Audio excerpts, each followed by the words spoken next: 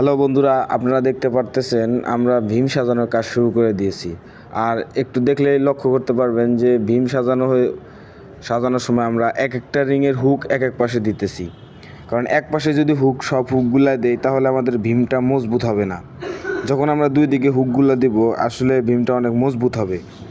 কারণ একদিকে হুকগুলা পড়লে বাইচান্স যখন কোনো দুর্ঘটনা হতেও পারে, বলা যায় না।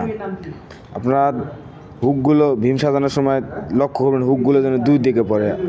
আর এদিকে একটা জিনিস আরেকটা জিনিস লক্ষ্য করতে পারেন, এই যে আমরা যে ভীমটা বান দিছি রিংটা সোজা আছে কিনা, প্লাস ভীমের বানগুলো সঠিক আছে কিনা, এগুলো দেখলেই বুঝতে পারবেন। এই যে এখানে বানটা দেওয়া হয়েছে আসলে এটা হলো সঠিক নিয়মের বান না। এই দেখতে পাচ্ছেন এক পাশে বান পড়ছে, নিচে কিন্তু বান পড়ে নাই। আপনারা ফুল ভিডিওটা দেখলে বুঝতে পারবেন বান কীভাবে দিতে হয়, উপরে বান প্লাস নিচের বান।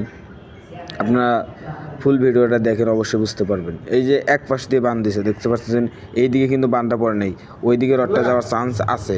আর এই যে নিচেরটা সঠিকই বান হয়েছে দেখতে পারতেছেন, কারণ এর রড নিচ দিয়ে প্লাস এই রিং সহ এবং রড সহ প্যাচ দিয়ে বাঁধ হয়েছে, এটা কোনো দিকে যাওয়ার চান্স নাই।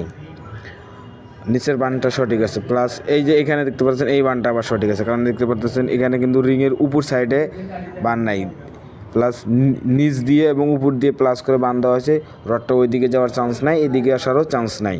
এটা হলো সঠিক নিয়মের বান। আপনারা বাসা যারা তৈরি করে তারা এখান থেকে দেখে বুঝে রাখতে পারেন যে বান কিভাবে দিতে হয়, তাহলে আপনাদের কাজে আসবে। কারণ সবাই একই পর্যায়ে কাজ করে না।